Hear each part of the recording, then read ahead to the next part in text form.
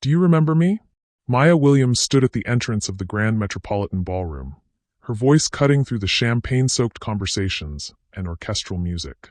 The question hung in the air like a challenge, directed at the three people who had once thrown dirt on her husband's casket while calling her a gold-digging parasite. Margaret Whitfield's champagne glass trembled in her manicured fingers. Her son Richard went pale, his new wife clutching his arm like she could steady the ground beneath them. They remembered, all right. They remembered the woman they'd kicked out of their family home with nothing but 2 crying children and a pile of medical bills. They just didn't recognize her. But Forbes magazine had. Maya's name was printed in bold letters on page 47 of their latest Billionaire issue, right next to her photo and the headline Tech Revolution. How one woman built an empire from nothing. Sometimes the universe has a twisted sense of humor. Sometimes the people who try to bury you alive end up attending your resurrection celebration. Maya had learned that the hard way during the 5 years since her husband David's funeral, when his family had made it crystal clear that a black woman from the South Side with a state school degree would never be welcome in their old money world. Tonight, she owned the building they were standing in. You know that feeling when you've been counted out, written off, dismissed as insignificant? When people look right through you like you're invisible, like your pain doesn't matter, like your potential doesn't exist. Maya had lived in that space for years. But here's what she discovered about rock bottom. It makes an excellent foundation. Her name was Maya Williams, and this was the story of how she went from washing dishes in a downtown diner to building a tech empire worth $3 billion. From sleeping on a friend's couch with her 2 children to walking red carpets. From being called worthless by the people who should have protected her to proving that their validation was the least valuable currency in the world. But before we get to how she bought the company that had once employed her husband, before we talk about the private schools her children now attended, before we discuss the charitable foundation she'd built in David's memory, we need you to understand something about this story. It's not just about money. It's not even really about revenge, though the justice feels sweet. It's about what happens when a woman decides that other people's limitations don't define her possibilities. If you've ever been underestimated, if you've ever been told you're not enough, if you've ever had someone try to make you feel small, then you're going to want to hear every word of what comes next. Because Maya's story proves that the people who count you out early often stick around long enough to count your wins later. Make sure you subscribe and hit that notification bell, because this journey from humiliation to triumph is going to challenge everything you think you know about starting over. Share this video with anyone who needs to remember that setbacks are not permanent, and that sometimes the people who hurt you the most end up providing your greatest motivation. But let me start from the beginning, back when Maya believed that love could bridge any gap, and that marrying into a family meant gaining a family. She was 26 when she first walked into the Whitfield mansion in Beacon Hill, her hand intertwined with David's, her heart full of hope and her mind blissfully unaware that she was entering a battlefield disguised as a drawing room. Maya had grown up in a 2-bedroom apartment in Oakland, where her grandmother Nana Rose taught her that dignity wasn't about what you owned, but how you carried yourself. Her mother worked double shifts at the hospital. Her father had left when she was 8, and Maya learned early that the only person she could truly count on was herself. She put herself through nursing school, graduated with honors, and landed a job at Massachusetts General Hospital, where she met David Whitfield during his rotation as a medical resident. David was different from any man she'd ever known. Not because he was white or wealthy, though both were obvious, but because when he looked at her, he saw her. Really saw her. While other men had tried to fetishize her or reduce her to stereotypes, David fell in love with her mind first. He'd find excuses to eat lunch with her in the hospital cafeteria, asking about her thoughts on patient care, her dreams of becoming a nurse practitioner, her plans to open a community health clinic someday. "You light up when you talk about helping people," he told her one evening after they'd been dating for 6 months. They were walking along the Charles River, and Maya had just finished explaining her vision for bringing quality healthcare to underserved neighborhoods. "I've never met anyone who thinks about making the world better the way you do." Maya felt something crack open in her chest. Love, yes, but also hope. Hope that maybe she'd found someone who would build dreams with her instead of asking her to shrink herself to fit into his. The first time David brought her home to meet his family, Maya spent 3 hours getting ready.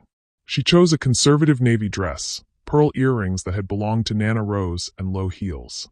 She practiced conversations in the mirror, anticipating questions about her background, her education, her intentions with their son. What she didn't anticipate was the silence. Margaret Whitfield, David's mother, greeted her with a smile that never reached her eyes. "How lovely to finally meet you, dear. David has told us so much about you." The words were polite, but Maya caught the way Margaret's gaze swept over her hair, her dress, her skin, cataloging everything that didn't belong in their world. Richard, David's older brother, barely looked up from his phone during dinner.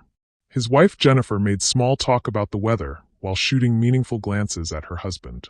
The whole evening felt like a performance where Maya was the only one who didn't know her lines. But David held her hand under the dinner table. David introduced her as the most brilliant woman I've ever met. David talked about their plans to open that community clinic together, about how Maya's passion for healthcare equity was inspiring him to think differently about medicine. "She's going to change the world," David said, looking at Maya with such pride that she almost forgot about the cool reception from his family.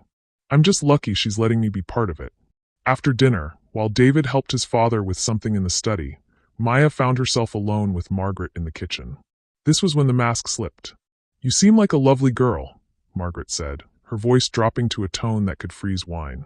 "But you have to understand, David comes from a very particular world. Old families, established traditions, certain expectations. I'm sure you can appreciate how important it is that he makes choices that honor his heritage." Maya felt her stomach drop, but she kept her voice steady. "I love David. And I believe he loves me." "Oh, I'm sure you do, dear. And I'm sure this is all very exciting for you." Margaret's smile was sharp enough to cut glass. "But love isn't always enough, is it? Sometimes we have to think about what's best for everyone involved." That night, driving home, Maya told David about the conversation. She watched his jaw clench, watched him grip the steering wheel tighter. "My mother is from a different generation," he said finally. "She'll come around. She just needs time to get to know you." Maya wanted to believe him. She needed to believe him. Because the alternative was accepting that the love she'd found, the partnership she'd dreamed of, the future they'd planned together, might not be strong enough to overcome the weight of family disapproval and inherited prejudice. So when David proposed 6 months later, Maya said yes. She said yes to the man who saw her dreams as worthy of protection. She said yes to the hope that love really could bridge any divide. She said yes because David promised that they would face whatever came together. The wedding was small, held at a venue that Margaret deemed appropriate for the circumstances. Maya's mother flew in from Oakland, proud and nervous in a dress they'd picked out together. Nana Rose, fighting cancer but determined to see her granddaughter married, sat in the front row with tears streaming down her face. "You deserve every happiness, baby girl," Nana Rose whispered during the reception. "Don't let nobody make you feel like you don't belong where love is." Maya held on to those words during the awkward silences at family gatherings. She repeated them to herself when Jennifer made comments about Maya's interesting background or when Richard questioned whether she really understood what she was getting into. She clung to them when Margaret suggested that maybe Maya should consider taking some etiquette classes, just to help her feel more comfortable in their social circles. But David was her anchor. David defended her at every turn. David reminded his family that Maya was a skilled nurse with plans to advance her education. David made it clear that disrespecting his wife meant disrespecting him. For 2 years, Maya believed that was enough. She threw herself into building their life together, working extra shifts to help pay for David's medical school loans, studying for her nurse practitioner certification, dreaming about the clinic they would open together. When she got pregnant with their first child, David cried with joy. "We're going to raise him to see the world the way you do," he told her, his hand on her growing belly. "With love. With justice. With hope." Maya gave birth to Marcus in the same hospital where she'd met David. Margaret sent flowers with a card that read, "Congratulations on your blessing." Jennifer brought a gift basket with organic baby food and cloth diapers. Richard took exactly 1 photo holding his nephew before handing him back to Maya with relief. But David was over the moon. He would wake up for midnight feedings, sing lullabies while walking Marcus around their small apartment, talk to his son about everything from baseball to quantum physics. Watching David become a father made Maya fall in love with him all over again. When Marcus was 18 months old, Maya got pregnant again. This time with their daughter, Zoe. David's family seemed to warm up slightly to the idea of grandchildren, even if they never quite warmed up to Maya herself. "The children will fit in better," Maya overheard Jennifer telling Margaret at Marcus's second birthday party. They'll have the Whitfield name, the right schools, the right connections. They'll be able to move in circles their mother never could. The comment stung, but Maya told herself it didn't matter. Her children would grow up loved, protected, and proud of all parts of their heritage. David would make sure of that. What Maya didn't know was that David had been hiding something from her. Something that would change everything. The family business that Richard ran, the trust fund that paid for David's medical school, the comfortable life they were all living. It was built on investments that were failing. Bad decisions, worse timing, and a recession that hit their portfolio harder than anyone wanted to admit. David had been taking out loans to cover their expenses, using credit cards to pay for basics, borrowing against his future inheritance to keep up appearances. He'd been planning to tell Maya once he finished his residency and could start earning real money as a practicing physician. But on a rainy Thursday morning in October, David collapsed in the hospital parking lot. A heart attack at 32 years old. Genetic predisposition that no one had detected. Maya performed CPR until the paramedics arrived, but it was too late. At the funeral, while Maya stood beside the casket holding Marcus and Zoe, she heard Margaret whisper to a family friend, "I suppose she'll be moving on now, back to wherever she came from." That was the first crack in the foundation of everything Maya thought she knew about her place in the world. But it was just the beginning. The legal papers arrived exactly 1 week after David's funeral, delivered by a man in an expensive suit who wouldn't meet Maya's eyes. She was sitting at her kitchen table, still wearing the black dress from the service, trying to figure out how to explain to 3-year-old Marcus why Daddy wasn't coming home anymore. "Mrs. Whitfield?" the courier asked, though his tone suggested he already knew the answer. Maya signed for the envelope with hands that hadn't stopped shaking since David's collapse. Inside were documents that might as well have been written in a foreign language. Legal terms like estate liability, outstanding debts, and creditor obligations swam across pages of official letterhead. But the number at the bottom was clear enough. David owed $437,000. Medical school loans she'd known about. The credit cards she'd suspected. But there were other debts listed that made no sense. Personal loans from his family's bank. Investment losses from accounts she'd never heard of. A second mortgage on their apartment that David had taken out 6 months before he died. Maya called the law office listed on the documents, her voice barely above a whisper. "There has to be some mistake. My husband was a resident. We lived simply. We didn't spend money we didn't have." The lawyer's voice was professionally sympathetic, but utterly final. "I'm sorry, Mrs. Whitfield. Your husband had been covering his family's business losses for the past 2 years. The Whitfield Trust made some unfortunate investment decisions, and David had been personally guaranteeing their debts to keep the company solvent. But I never signed anything. I didn't know about any of this. Massachusetts is not a community property state, ma'am. Your husband had the legal right to assume these debts without your signature. And given that he's deceased, you are now responsible for settling his estate." Maya hung up and called Margaret immediately. Surely there was some way to work this out. Surely the family that had grudgingly accepted her as David's wife wouldn't abandon her in her moment of greatest need. "Maya, dear," Margaret's voice was different now. Colder. More distant. "I'm afraid there's not much we can do. David made his choices. We all have to live with the consequences. But he was covering losses for your family business. These debts aren't from our lifestyle. We barely had enough money to pay rent. David was an adult who made adult decisions. No one forced him to take on financial obligations he couldn't handle." Maya felt the room spinning around her. "Margaret, I have 2 small children. I don't have $400,000. I'm a nurse. Even with overtime, I make $45,000 a year. Perhaps you should have thought about that before you convinced my son to live beyond his means." The accusation hit Maya like a physical blow. "I convinced him? I didn't even know about these debts until today." "Really, Maya? David never made impulsive financial decisions before he met you. The apartment in Cambridge, the expensive baby furniture, the private preschool for Marcus. Someone was pushing him to maintain a lifestyle that required borrowing. We rented a 1-bedroom apartment. Marcus goes to the YMCA preschool. What expensive baby furniture are you talking about?" But Margaret had already moved on to the real reason for her call. Richard has been reviewing David's estate. It turns out that David borrowed against his inheritance to cover his debts. There's nothing left in the trust for you or the children. Maya's legs gave out, and she sank into a kitchen chair. Nothing left? But David said the children would be provided for. David said many things. The reality is that he depleted his inheritance trying to cover obligations he shouldn't have taken on in the first place. I need time to figure this out. I need help finding a lawyer, understanding my options. Maya. Margaret's voice took on a tone of forced patience. I think it would be best for everyone if you moved back to California. Start fresh. The children are young enough that they won't remember much of this difficult time.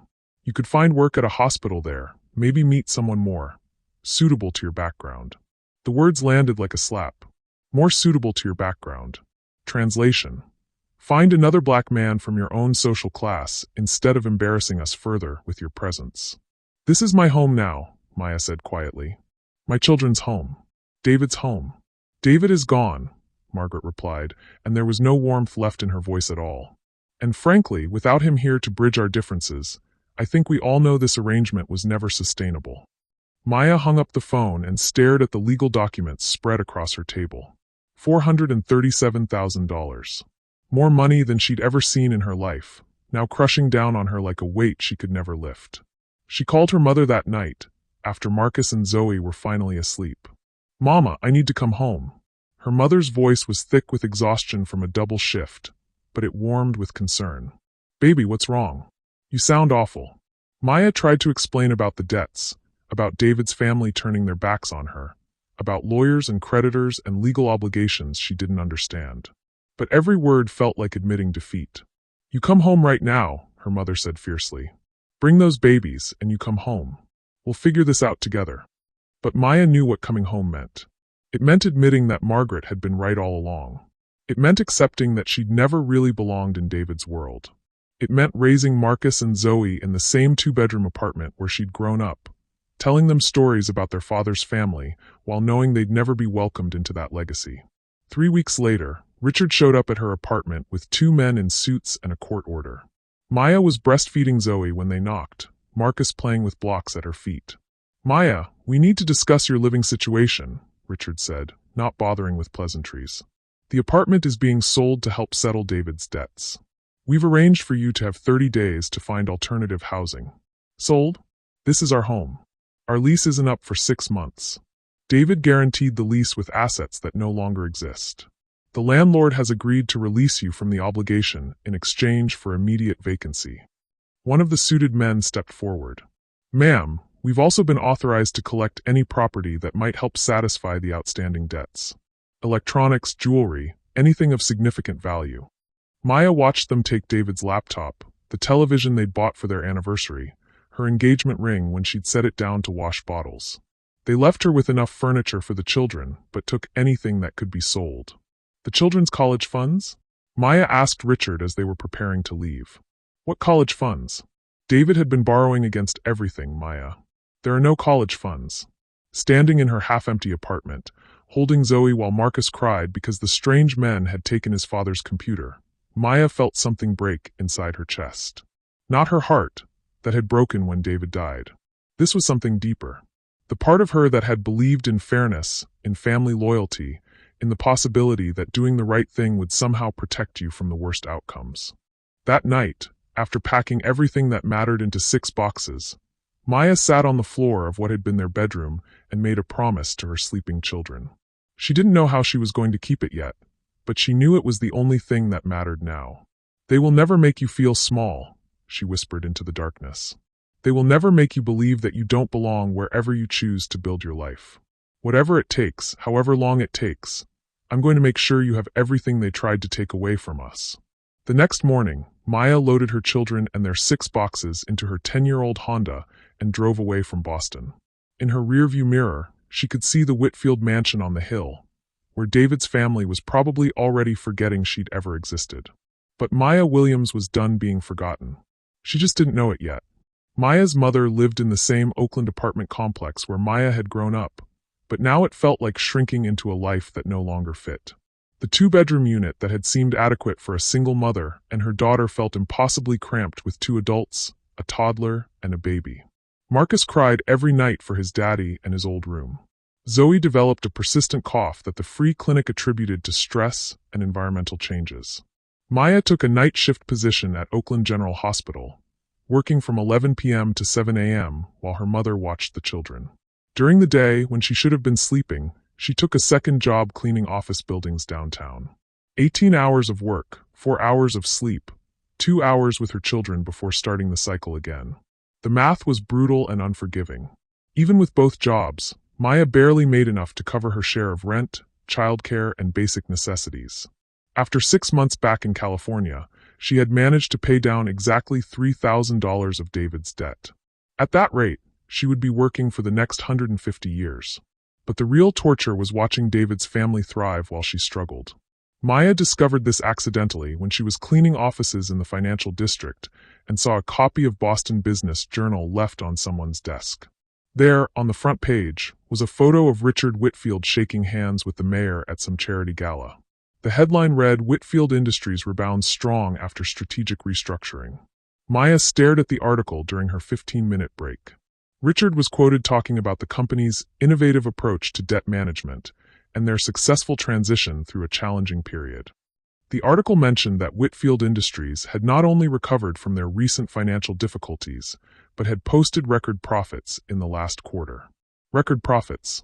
While Maya was washing dishes and scrubbing floors to pay off debts that David had taken on to save their company. She used the office computer to search for more information about Whitfield Industries, her heart pounding with each article she found. The company had indeed been in serious financial trouble 3 years ago. The timeline matched exactly with when David had started borrowing money. But according to these business reports, the company had turned around completely within 6 months of David's death. Maya found photos from Richard's wedding to his new wife, a blonde socialite named Cassandra, whose family owned a chain of luxury hotels. The wedding had taken place just 8 months after David's funeral. In the pictures, Margaret was beaming, Richard looked healthy and successful, and everyone was dressed in clothes that cost more than Maya made in 3 months. But it was the next discovery that made Maya's blood run cold. In a Society page article about Margaret's involvement in a children's charity, there was mention of the Whitfield Family Foundation and its recent establishment of a scholarship fund in memory of beloved son David Whitfield. The article described the foundation's assets as substantial and noted that it was funding full scholarships for underprivileged children to attend elite prep schools. Maya called the foundation from the office phone, her hands shaking. "Whitfield Foundation, how may I help you?" "Hi, I'm calling about the David Whitfield Memorial Scholarship. I'm his widow, and I was wondering about the application process for my children." There was a pause. "I'm sorry, could you repeat your name?" "Maya Williams." "I was Maya Whitfield, David's wife." Another pause, longer this time. "I'm going to need to transfer you to our director." The director, a woman with a crisp professional voice, came on the line 5 minutes later. "Mrs. Williams, I've reviewed our records, and I'm afraid your children wouldn't qualify for the scholarship program." "But they're David's children." "The scholarship is in his memory." "The scholarship is specifically designed for children from low-income families with no connection to the Whitfield family. The intent is to help underprivileged youth who wouldn't otherwise have access to elite education." Maya felt the room spinning. "My children are from a low-income family. We qualify for food stamps. We live in subsidized housing." "Yes, but given your previous connection to the family, there could be a conflict of interest. The foundation has very strict guidelines about maintaining separation between charitable work and personal relationships." Translation: "Will help random poor children as long as they're not David's actual children." Maya hung up and sat in the empty office building, surrounded by the smell of industrial cleaner and the hum of fluorescent lights. David's family had built a charitable foundation on his memory while his own children struggled to afford basic necessities. They were using his death to enhance their social standing while actively excluding his family from any benefit. That night, Maya couldn't sleep. She sat at her mother's kitchen table with a notebook, writing down everything she could remember about David's finances, about his family's business troubles, about the timeline of when things had started falling apart. David had been secretive about money in the months before his death, but Maya had attributed that to the stress of his residency. Now she remembered other details. Late-night phone calls with Richard. Visits to the family lawyer. David's growing anxiety about family obligations that he never fully explained. He was protecting them, Maya whispered to herself in the dark kitchen. He took on their debt to save their company, and they let him die believing it was his responsibility. The next week, Maya used her lunch break to call David's old colleague at the hospital, Dr. Jennifer Park. They'd been friends during David's residency, and Jennifer had always seemed genuinely fond of Maya. Maya, how are you holding up? I've been thinking about you and the kids. Maya explained her situation briefly, then asked the question that had been eating at her. Jennifer, did David ever talk to you about money problems? About family business issues? Jennifer's voice became careful. He mentioned some stress with his family's company. Why? Did you know he'd taken on personal debt to help them? Maya, David loved you so much. He was terrified that you'd leave him if you knew how much pressure his family was putting on him to save their business. He said they'd made it clear that his inheritance, his future, everything depended on him helping them through their crisis.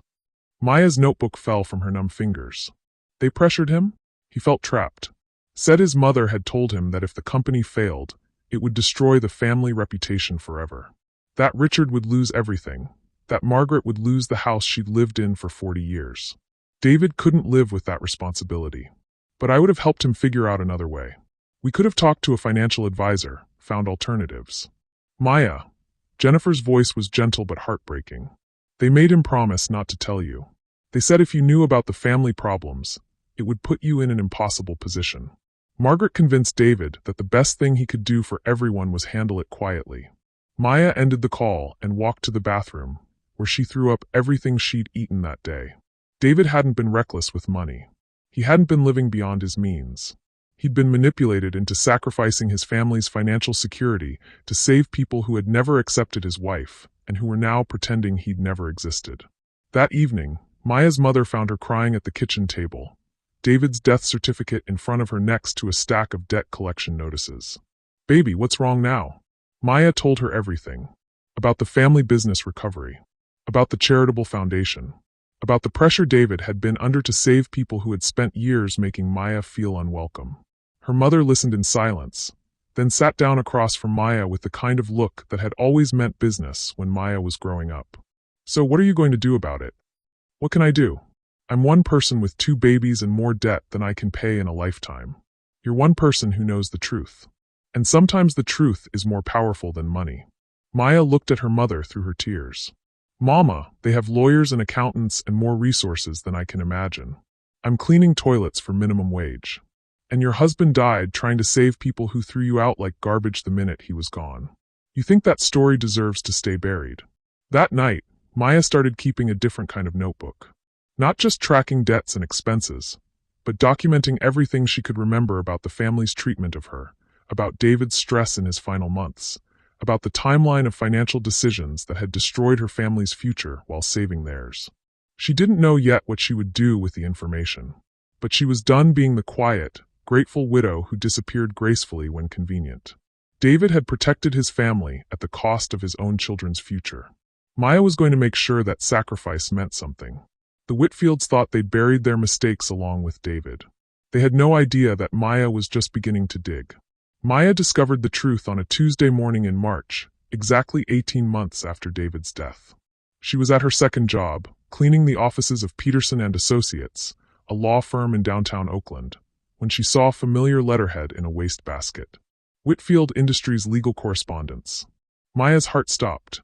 She looked around the empty office, then carefully pulled the crumpled papers from the trash. There were 3 documents, all dated within the past week. Her hands shook as she smoothed them out on the desk. The first was a letter from Richard Whitfield to the law firm, requesting assistance with finalizing the estate closure for my deceased brother, David Whitfield. The second was a response from the attorneys, confirming receipt of documentation proving successful debt transfer and estate settlement. But it was the third document that made Maya's world collapse entirely. It was a copy of a life insurance policy. David's life insurance policy. $2 million, with the Whitfield Family Trust listed as the sole beneficiary. Maya read the document 3 times before the words made sense. David had a life insurance policy worth $2 million. A policy she'd never known about.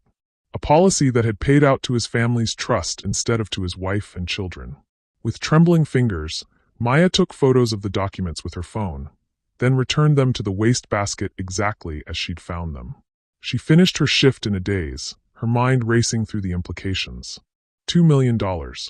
More than enough to pay off David's debts with plenty left over for Marcus and Zoe's future. Money that could have saved their apartment, put the children through college, given Maya the security to grieve her husband without worrying about survival. Instead, that money had gone to the very people who had kicked her out of David's life. Maya called in sick to her hospital shift that night and spent the hours researching everything she could find about life insurance laws and beneficiary rights. What she discovered made her physically ill. In Massachusetts, if a life insurance policy doesn't specifically name a spouse as beneficiary, it defaults to whoever is listed on the policy. David had taken out the insurance policy 3 years ago, during the height of his family's financial crisis. He'd probably intended to change the beneficiary after their money troubles were resolved, but he'd died before making that update. Or maybe he'd never intended to change it at all. Maya found the customer service number for the insurance company and called them the next day during her lunch break. "I'm calling to inquire about my deceased husband's life insurance policy. David Whitfield. Policy number." She read the numbers from the photo she'd taken. "I'm sorry, ma'am, but I can only discuss policy details with authorized parties. Are you listed as a beneficiary?" "I'm his widow, Maya Whitfield." There was a pause while the representative pulled up the file. "I'm sorry, Mrs. Whitfield, but you're not listed on this policy. The sole beneficiary was the Whitfield Family Trust. The claim was processed and paid 14 months ago. 14 months ago. 2 months after David's funeral, while Maya was still struggling to understand the debt situation, Richard and Margaret had been quietly collecting $2 million from David's death. Was there a waiting period before the claim could be filed? Maya asked, her voice barely steady. "No, ma'am. Life insurance claims can typically be processed immediately upon proof of death. This particular claim was filed very promptly." Maya hung up and sat in her car outside the office building, staring at nothing. While she'd been washing dishes and working night shifts and watching her children ask why they couldn't afford new shoes, David's family had been sitting on $2 million that legally belonged to them but morally should have supported his widow and children. But the worst part wasn't the money itself. It was what the timeline revealed. Richard had known about the life insurance policy when he'd come to her apartment with the court order. Margaret had known when she'd suggested Maya move back to California. They'd both known there was $2 million that could have solved every financial problem David had left behind, and they'd watched Maya struggle anyway. Maya drove to the Oakland Public Library and used their computers to search for more information about the Whitfield Family Trust. What she found was a web of financial maneuvers that painted an even darker picture. The trust had been restructured 8 months ago, with new investment strategies and expanded assets. According to the financial filings Maya could access, the trust had made several major investments in the past year, including purchasing real estate in Boston and funding new business ventures. Investments funded, at least partially, by David's life insurance payout. Maya found photos from Richard's wedding reception in a society blog. The venue was the Four Seasons. The bride's dress was custom Vera Wang. The honeymoon was 3 weeks in Europe. All paid for, Maya now realized, with money that should have been supporting David's children. But the final piece of the devastating puzzle came when Maya found an interview Richard had given to a business magazine 6 months ago. The article was about young entrepreneurs rebuilding family legacies, and featured Richard discussing his vision for expanding Whitfield Industries. "The company has been through some challenges," Richard was quoted as saying, "but sometimes loss teaches you what really matters. My brother David's death taught our family about the importance of financial security and protecting the people we love. We're committed to building something lasting in his honor." Building something in his honor. While his children qualified for free lunch at school. Maya printed the article and sat in her car reading it until the words blurred through her tears. Richard was using David's death as an inspirational business story while actively ensuring that David's family remained in poverty. That night, Maya called Margaret directly. She hadn't spoken to David's mother since the conversation about moving back to California, but she needed to hear Margaret's explanation for the life insurance situation. "Maya," Margaret's voice was cold but unsurprised. "I wondered when you might call about this. You knew I'd find out? I assumed you'd eventually discover the insurance policy. These things have a way of surfacing." Maya gripped the phone tighter. David had $2 million in life insurance, Margaret. $2 million that could have taken care of his children. David made his financial arrangements based on his understanding of his family obligations. The insurance policy was designed to protect the family business in case something happened to him. His children are his family. The policy was established when David was single and focused on protecting the family legacy. He never updated it because he understood its importance to the stability of Whitfield Industries. Maya felt something snap inside her chest. You're telling me David knew his children would inherit debt while his family's business inherited millions?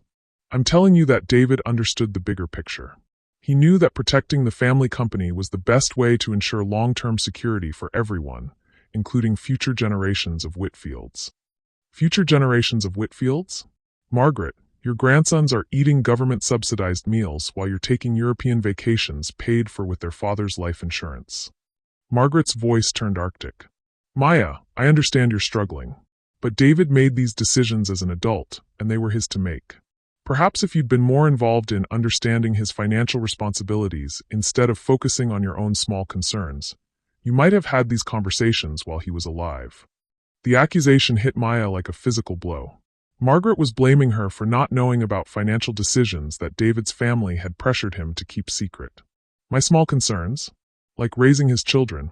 Like being the kind of wife who supported her husband's family obligations instead of adding to his stress.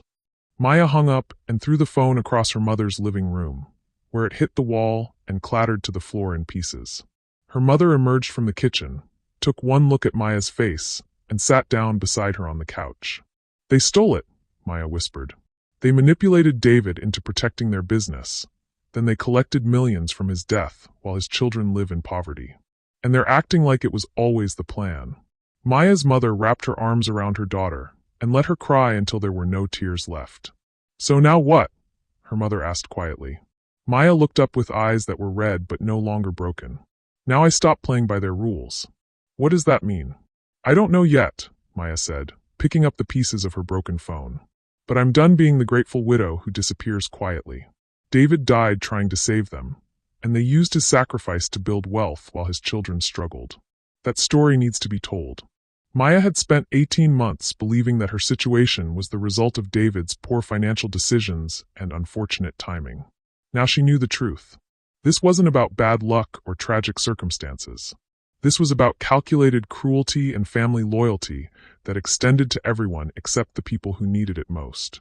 The Whitfields had taken everything from her while using David's death to enhance their own lives.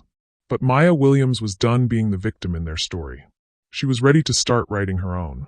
2 weeks after Maya's confrontation with Margaret, the legal papers arrived again. This time, they weren't about debt collection. They were about custody. Maya stared at the documents while Marcus played with blocks at her feet and Zoe napped in her car seat. The words seemed to swim on the page. Petition for emergency custody evaluation and child welfare concerns and unstable living environment. The petition was filed by Margaret Whitfield as concerned paternal grandmother, seeking temporary guardianship to ensure the safety and welfare of minor children Marcus and Zoe Whitfield. Maya's hands shook as she read the allegations. Mother currently unemployed and unable to provide stable housing. That was a lie. Maya worked 2 jobs. Children observed to be malnourished and inadequately supervised. Another lie. Marcus and Zoe were healthy and never left alone. Mother displaying signs of mental instability and substance abuse. That was completely fabricated. But the most devastating line was at the bottom. Petitioner has reason to believe that mother may attempt to flee the jurisdiction with minor children to avoid creditor obligations. Maya called the number listed for Margaret's attorney, her voice shaking with rage. I'm calling about the custody petition filed against me. This is Maya Williams. Yes, Mrs. Williams. My client is concerned about the children's welfare given your current circumstances. What circumstances? I work 2 jobs. My children are healthy and happy. Mrs. Williams, our investigation shows that you're currently living in subsidized housing with your mother, working minimum wage positions, and unable to provide educational or developmental opportunities for the children. Mrs. Whitfield simply wants to ensure her grandchildren have access to the advantages their father would have wanted for them. Investigation? What investigation? Mrs. Whitfield hired a private investigator to assess the children's living situation. The report indicates some concerning findings about stability and supervision. Maya felt the walls closing in around her. I want to see this report. That will be disclosed during the custody proceedings.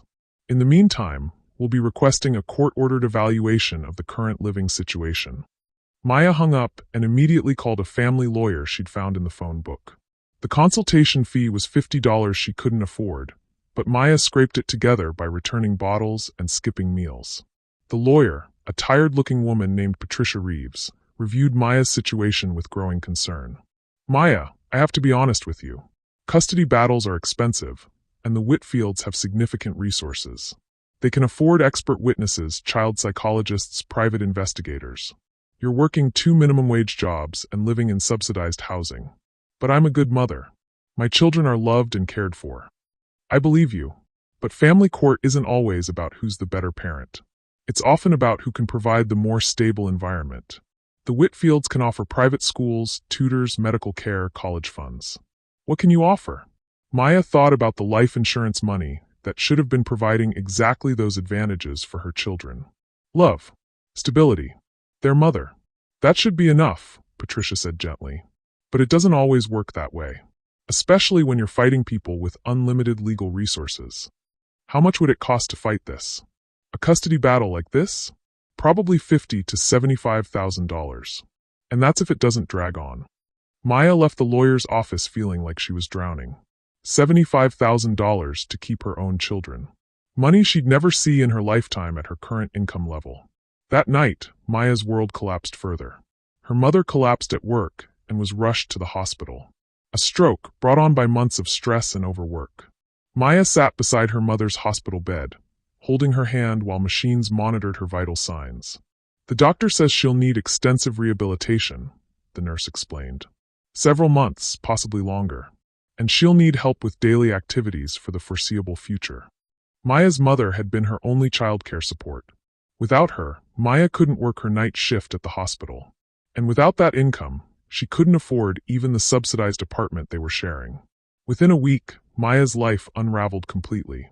She lost the hospital job because she couldn't find nighttime childcare. Then she lost the office cleaning job when she missed too many shifts due to her mother's medical appointments. The landlord of their apartment complex sent an eviction notice. Even subsidized housing required some rent payment, and Maya was now 3 months behind. Maya packed everything she and the children owned into her Honda and checked into a motel that charged by the week. $35 for a room with 2 beds, a microwave, and a bathroom that barely functioned.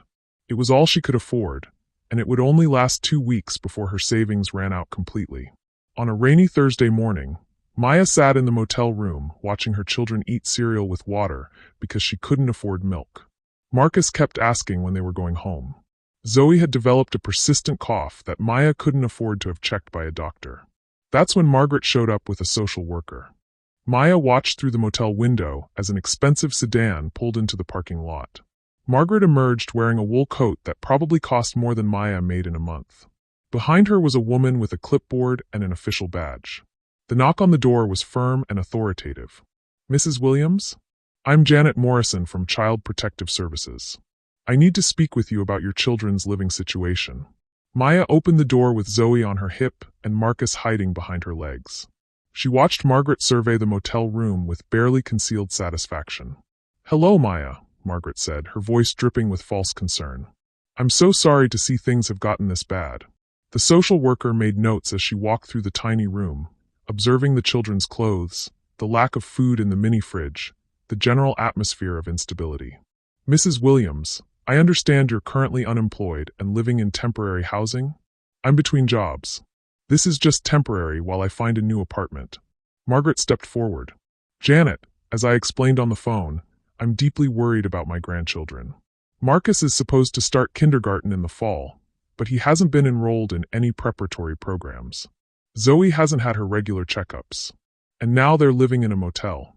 I've been taking care of my children just fine," Maya said, but her voice sounded weak even to herself. The social worker continued making notes. "Mrs. Williams, what are your immediate plans for stable housing?" Maya's throat closed up.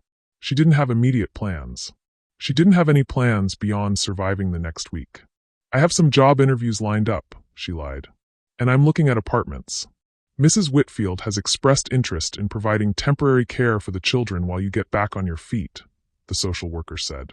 "It might be beneficial for everyone involved." Maya looked at Margaret, who who was barely hiding her triumph. This had been the plan all along. Force Maya into such desperate circumstances that giving up her children would seem like the responsible choice. "No," Maya said firmly. "I'm not giving up my children."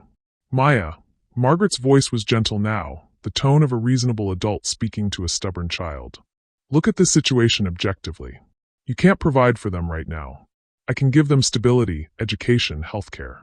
Everything David would have wanted for them. David would have wanted them with their mother. David would have wanted them safe and cared for. Look around, Maya. Is this what he would have wanted?" Maya felt something break inside her chest as she looked at the motel room through David's eyes. The stained carpet, the broken air conditioner, the single window that looked out onto a parking lot filled with people as desperate as she was.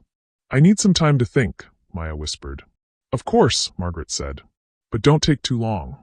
Every day they spend in this environment is another day of damage to their development." After they left, Maya sat on the motel bed with her children and cried until she couldn't breathe. Marcus patted her face with his small hands. "Don't cry, Mommy. We're okay." But they weren't okay. Maya was failing them in every way that mattered. She couldn't provide them with stability, healthcare, education, or even basic nutrition. She was asking them to live in a motel and eat cereal with water, while their grandmother could give them everything David's life insurance money should have provided. That night, after Marcus and Zoe fell asleep, Maya walked to the parking lot and called Margaret from a payphone. "I'll consider temporary custody," Maya said, the words tasting like poison in her mouth. 6 months. While I get back on my feet." "Maya, you're making the right choice. The children will be well cared for, I promise. I want to see them every week." "Of course. Family is important." Maya hung up and leaned against the motel wall, feeling like she'd just sold her soul. But what choice did she have? Let her children continue living in poverty while she failed to provide for them, or give them temporary stability with people who had the resources to care for them properly. Either way, Maya had lost everything that mattered. David was gone. Her mother was in rehabilitation with no guarantee of recovery. Her children were about to live with people who despised their mother. And Maya was alone with nothing but debt, grief, and the crushing knowledge that she'd failed everyone she loved. Standing in that motel parking lot at 2 a.m, Maya Williams touched the absolute bottom of her life. She had no home, no job, no family support, and now no children. She was 29 years old and completely defeated. But sometimes you have to lose everything to discover what you're actually made of. And Maya was about to find out that rock bottom makes an excellent foundation for building something unbreakable. Maya signed the temporary custody papers on a Friday morning in the family court building, her signature barely legible through the tears she was trying not to shed. Margaret had arrived with her lawyer and a folder full of documents outlining the children's care plan. Private school enrollment forms for Marcus. Pediatrician appointments for Zoe. Educational assessments and developmental evaluations. Everything Maya couldn't provide. "This is what's best for them," Margaret said as they walked out of the courthouse. "You'll see." Maya watched her children drive away in Margaret's Mercedes, their confused faces pressed against the rear window. Marcus was crying. Zoe was reaching for her mother through the glass. Maya stood in the courthouse parking lot until the car disappeared, then sat on the steps and sobbed until a security guard asked if she needed help. She had nowhere to go. Her mother was still in rehabilitation. The motel room had been her last affordable option, and she had $17 in her wallet. Maya walked 12 blocks to the Oakland Public Library and sat in the corner chair where she'd spent so many hours researching the Whitfields' financial recovery. Now she was researching homeless shelters.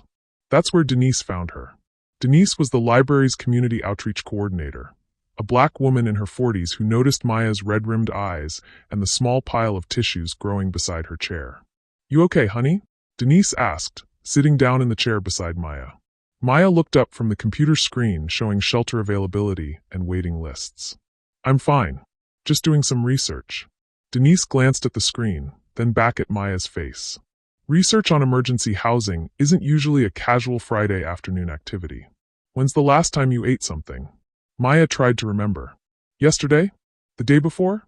Food had become secondary to survival logistics. "Come on," Denise said, standing up and extending her hand. "Library policy says I can't let patrons faint from hunger in my building. Bad for our Google reviews." Denise bought Maya lunch at a diner around the corner and listened without judgment as Maya told her story. About David, about the debts, about the family that had taken everything including her children. "So let me understand this," Denise said when Maya finished. "Your husband's family inherited millions from his life insurance, but you inherited his debts? It's legal. David listed the family trust as the beneficiary before we were married, and he never changed it.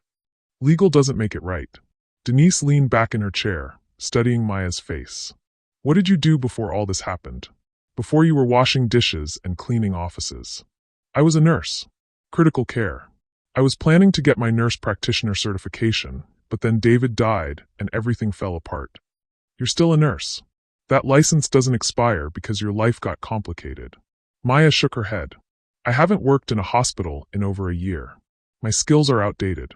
And I don't have the money for continuing education or certification renewals. What if I told you there was a way to get back into nursing while getting the support you need to rebuild your life?" Denise pulled out her phone and showed Maya a website for something called the Phoenix Program. It was designed for healthcare workers who had experienced major life disruptions: divorce, death of a spouse, financial crisis, addiction recovery. "It's a partnership between Oakland General and the community college," Denise explained. "They provide housing assistance, childcare, and paid training while you get back into the healthcare field. The program covers everything: certification renewals, continuing education, even advanced degree programs if you qualify." Maya stared at the website. "This seems too good to be true. What's the catch?" "No catch. Just a commitment. 2 years in the program, then 2 years working in underserved communities. You help people who need healthcare, and they help you rebuild your career." "But I don't have my children. They're with their grandmother." Denise's expression softened. "Temporary custody means temporary.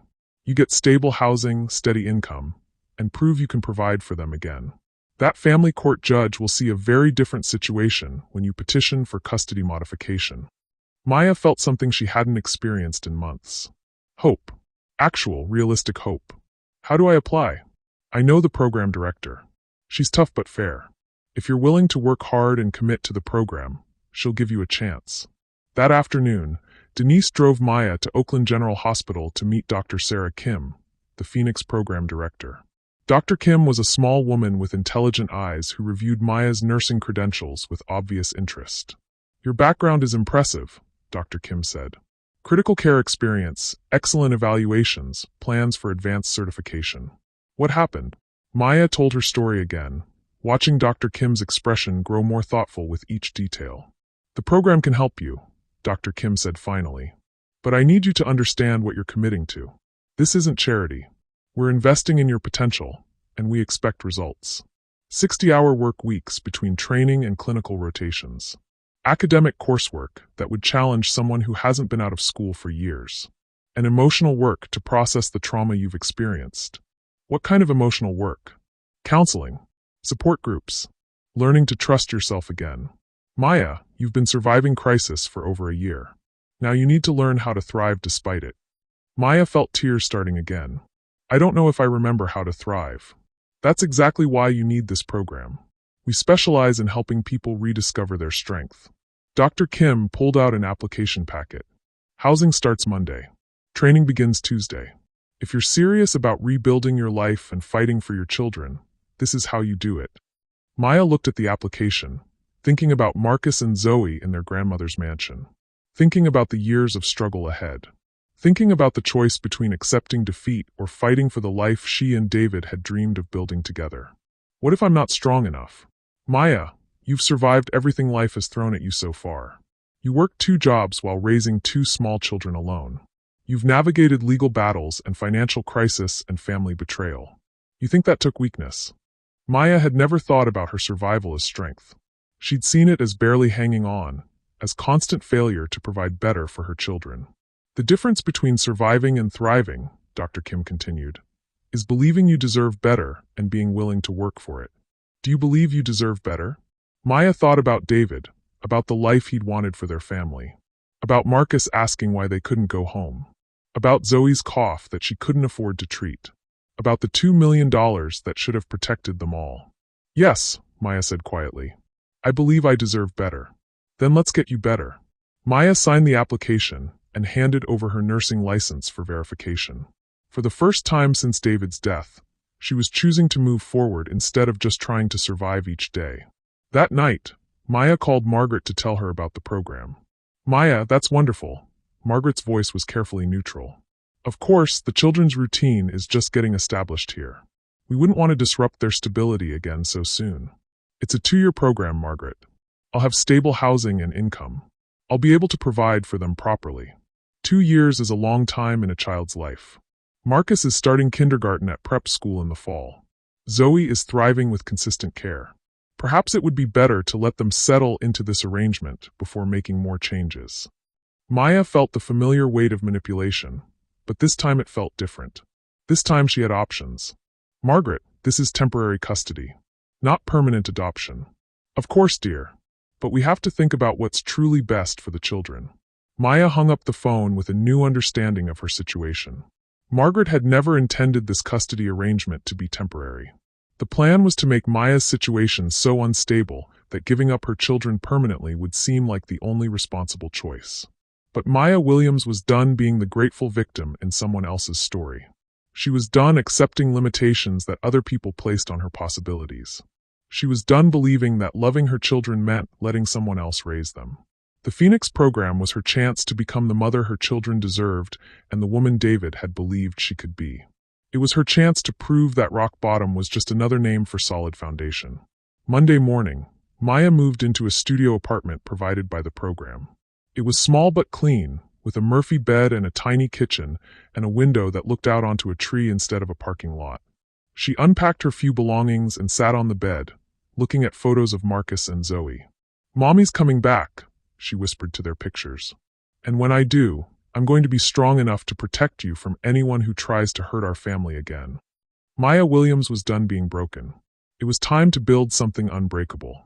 5 years after Maya signed those custody papers, she stood in the bathroom of the Grand Metropolitan Ballroom, adjusting the neckline of a custom-designed gown that cost more than her old Honda. Tonight was the annual Boston Medical Foundation Gala, where the city's elite gathered to celebrate healthcare innovation and write tax-deductible checks for charity. Maya wasn't here for charity. She was here for justice. The Phoenix program had been everything Dr. Kim promised and more. Maya had thrown herself into the training with the desperation of someone who had lost everything and refused to lose anything else. 60-hour weeks felt easy compared to the exhaustion of working 2 minimum-wage jobs. Academic coursework felt like luxury compared to the mental torture of watching her children drive away in someone else's car. But it was the counseling that changed everything. "You're not responsible for other people's cruelty," her therapist, Dr. Martinez, had told her during one of their weekly sessions. "But you are responsible for how you respond to it." Maya had learned to see her situation clearly for the first time. David's family hadn't just taken advantage of her grief and vulnerability. They had systematically destroyed her stability while enriching themselves, then used her resulting struggles to justify taking her children. But Maya had also learned something else. She was brilliant. The technology courses offered through the program revealed an aptitude for systems thinking and problem-solving that Maya had never explored. While working toward her nurse practitioner certification, she developed a digital health platform that streamlined patient care coordination for underserved communities. The app started as a class project. Maya had been frustrated by the inefficiencies she observed in community clinics, where patients often fell through the cracks of a fragmented healthcare system. Her platform used simple technology to track patient care across multiple providers, ensuring nothing was missed and treatment was coordinated. Dr. Kim encouraged Maya to patent the technology and apply for small business development grants. Within 18 months, Maya's app was being used by community health centers across California. Within 3 years, it had expanded to hospitals nationwide. By year 4, Maya's company, Phoenix Health Systems, was valued at $50 million. By year 5, she had taken the company public, and her personal net worth had reached $2.3 billion. Forbes noticed. Maya's photo appeared on the cover of their annual Billionaire issue with the headline, "From Rock Bottom to Tech Revolution: How One Woman Built an Empire from Tragedy." The article detailed her journey from widowed single mother to tech entrepreneur, though Maya had kept the specific details about David's family private. Until tonight. Maya checked her phone one final time, confirming that her private investigator's final report had been delivered to the target recipients. After 5 years of quietly gathering evidence, documenting financial records, and building an ironclad case, Maya was ready to tell the complete story. She walked into the ballroom where Boston's medical and social elite mingled beneath crystal chandeliers. Maya recognized many faces from newspaper society pages and magazine features. Doctors who had trained with David, business leaders who worked with Whitfield Industries, social figures who had attended Richard's wedding. And there, near the bar, stood Margaret, Richard, and Cassandra Whitfield, completely unaware that their world was about to collapse. Maya approached slowly, savoring the moment when Margaret's eyes would focus on her face and recognition would dawn. It took exactly 37 seconds. Margaret's champagne glass trembled in her hand as Maya stopped directly in front of the group. "Good evening, Margaret. Richard. Cassandra." Maya's voice was calm, confident, completely different from the broken woman who had signed custody papers 5 years ago. "I hope you're enjoying the evening." Richard went pale. "Maya, what are you doing here?" "I was invited. I'm one of tonight's honorees. The foundation is recognizing Phoenix Health Systems for revolutionizing patient care in underserved communities." Maya smiled, enjoying their stunned expressions. "You might have seen the Forbes article. I'm told it's been quite popular." Cassandra leaned closer to her husband, whispering urgently. Margaret recovered her composure first, forcing a brittle smile. "How wonderful for you, dear. I had no idea you were involved in technology." "There's quite a lot you don't know about me, Margaret. But that's about to change." Maya pulled out her phone and opened the digital presentation she'd prepared. "I have something to share with everyone here tonight. A story about family, loyalty, and what happens when grief is used as a weapon against the most vulnerable people." Richard stepped forward, his voice sharp with panic. "Maya, this isn't the time or place for whatever you think you're doing. Actually, Richard, this is exactly the right time and place. Because everyone in this room knew David. They knew about his character, his values, his commitment to helping people. And they deserve to know the truth about what happened to his family after he died." Maya began speaking, her voice carrying across the ballroom as conversations gradually stopped and heads turned in their direction. "5 years ago, my husband Dr. David Whitfield died suddenly, leaving behind a widow and 2 small children. What people didn't know was that David had spent the last 2 years of his life secretly taking on hundreds of thousands of dollars in debt to save his family's failing business." Margaret's face had gone ashen. "Maya, stop. You're embarrassing yourself."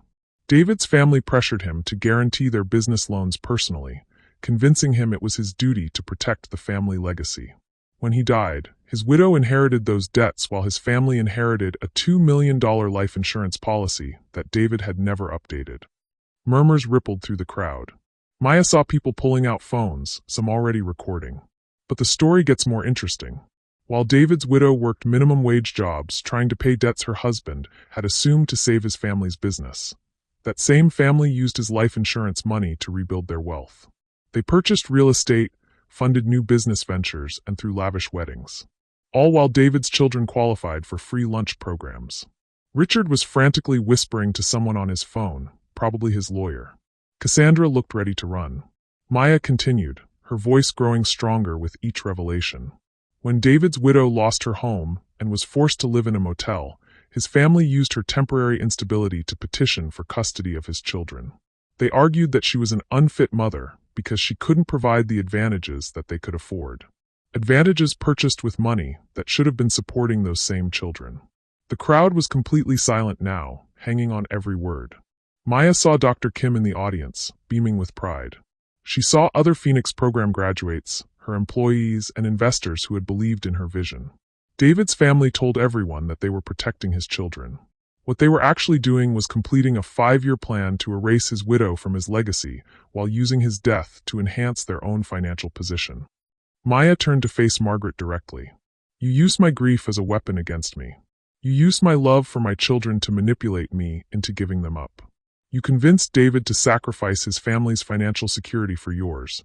Then you punished me for the consequences of decisions I was never allowed to participate in." Margaret tried to speak, but Maya held up her hand.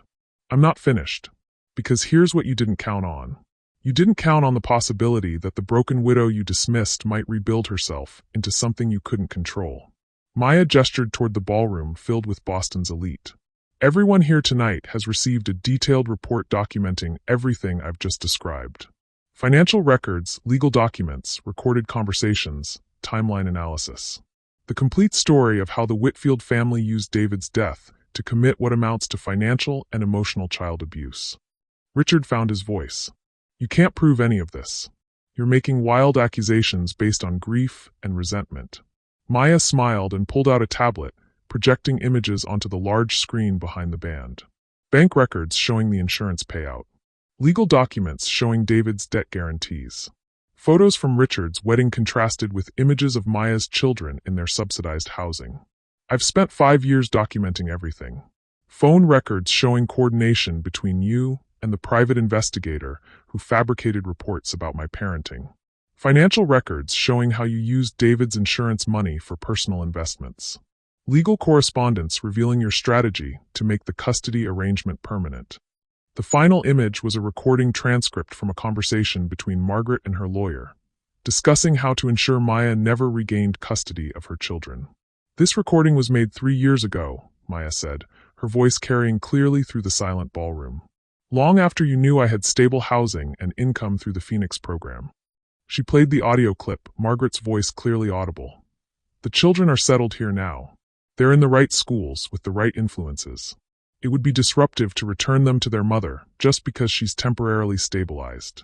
We need to find legal grounds to make this arrangement permanent. The ballroom erupted in shocked conversations. Margaret looked like she might faint. Richard was backing toward the exit, but Maya wasn't finished. But here's the most important part of this story, Maya said, her voice rising above the chaos. David died believing he was protecting his family. He sacrificed everything because you convinced him it was his responsibility. He never knew that his children would inherit debt while you inherited wealth.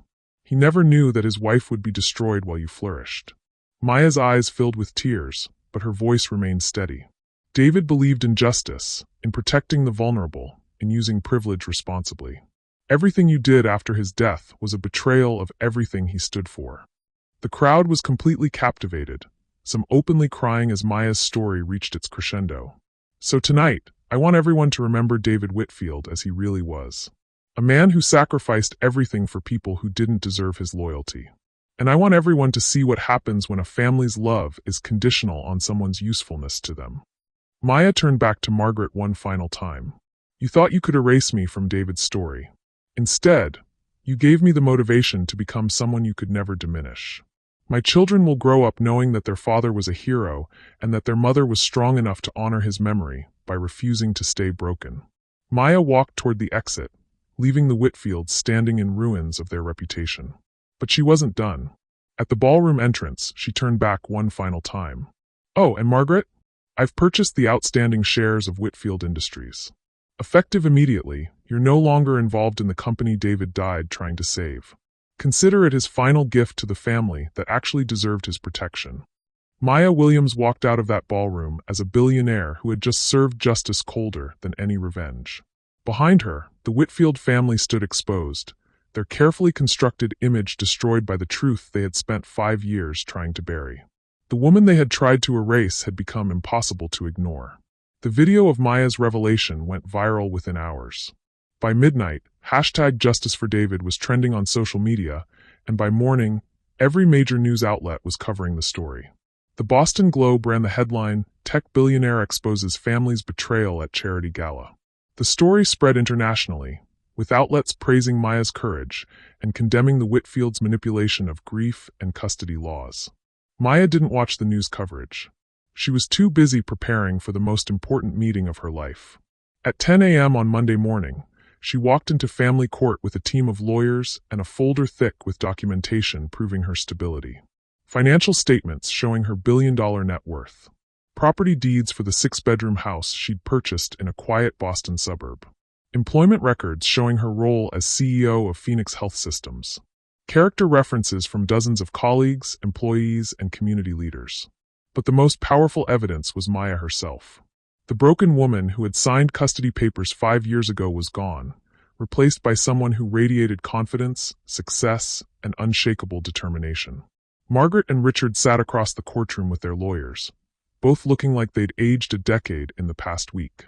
The society pages that had once celebrated them now carried headlines about the Whitfield scandal and how elite family destroyed widow and orphans. The hearing lasted less than 2 hours. Judge Patricia Hennessy reviewed Maya's evidence with obvious approval, occasionally looking across the room at the Whitfields with undisguised contempt. "Mrs. Williams," the judge said finally, "it's clear that your circumstances have changed dramatically since the original custody arrangement. You've demonstrated remarkable resilience and have built an extraordinary life for yourself and your children." Maya held her breath. "Full custody is hereby restored to you, effective immediately. The children will go home with their mother today." Maya's legs almost gave out from relief. 5 years of fighting, building, and proving herself had led to this moment. She was getting her children back. Marcus and Zoe were waiting in the courthouse hallway with a social worker. They'd grown so much that Maya barely recognized them at first. Marcus was 8 now, tall for his age with David's intelligent eyes. Zoe was 6, beautiful and shy, clutching a stuffed animal that Maya didn't recognize. "Mommy." Zoe's voice was small and uncertain. Maya knelt down and opened her arms. "Hi, baby. I'm here. Mommy's here." Both children ran to her, and Maya held them tight, crying with joy and relief and 5 years' worth of missing them. "Are we going home now?" Marcus asked. "To our real home?" "Yes, sweetheart. We're going to our new home. Together. Forever." The house Maya had bought was everything she'd dreamed of during those dark nights in the motel. A sprawling colonial with a big backyard, bedrooms decorated specifically for Marcus and Zoe, a kitchen where they could cook together, and a family room with a fireplace where they could read stories. But more importantly, it was theirs. No one could take it away. No one could use their living situation to question Maya's fitness as a mother. It was home in the truest sense of the word. The first few weeks were an adjustment. Marcus and Zoe had to relearn how to live with their mother instead of visiting her. Maya had to remember how to be a full-time parent while running a billion-dollar company. But slowly, carefully, they rebuilt their family bond. Maya hired a nanny, not because she couldn't care for her children, but because she wanted help giving them all the attention they deserved. She enrolled them in excellent schools, but not the exclusive prep academies where Margaret had placed them. Maya chose schools that valued diversity, creativity, and community service. Schools that would have made David proud. Most importantly, Maya made sure Marcus and Zoe knew their father's real story. Not the version Margaret had told them about duty and family obligations, but the truth about a man who had sacrificed everything because he loved too deeply and trusted too completely. "Daddy wasn't perfect," Maya told them one evening as they looked through photo albums together. "But he loved us with his whole heart. And everything I've accomplished, everything we have now, is because I wanted to honor that love." Maya also kept her promise to use her wealth responsibly. Phoenix Health Systems continued expanding, bringing quality healthcare technology to underserved communities worldwide. Maya established the David Whitfield Foundation, which provided support for widowed parents facing financial crisis. She funded scholarship programs for nursing students and healthcare workers pursuing advanced education. But perhaps most satisfying was watching the Whitfields face the consequences of their cruelty. Whitfield Industries collapsed within 6 months of Maya's revelation. Their business partners distanced themselves, investors pulled funding, and their reputation became toxic in Boston's business community. Margaret was forced to sell the family mansion to pay legal fees and outstanding debts. Richard and Cassandra divorced after it emerged that Richard had been lying to his wife about the family's finances for years. Margaret tried to contact Maya several times, wanting to discuss family reconciliation and the children's future. Maya's assistant politely declined all requests for meetings. Maya didn't need Margaret's apologies or explanations. She didn't need closure or acknowledgement of wrongdoing. She had something far better, a life so full of purpose and joy that the past couldn't diminish it. 1 year after regaining custody, Maya stood in her kitchen making breakfast for her children, listening to them argue about homework and laugh about inside jokes. Marcus was excelling in school, showing the same intellectual curiosity that had made David such a gifted physician. Zoe was taking piano lessons and had joined a soccer team, her shyness gradually giving way to confidence. They were healing. All of them. Maya's phone rang, and she saw Dr. Kim's name on the caller ID. "Good morning, Sarah. How's the Phoenix program?" "Thriving. We've got a waiting list now, thanks to all the publicity from your story. Maya, I wanted you to know that we've received funding requests from 3 other cities wanting to replicate the program."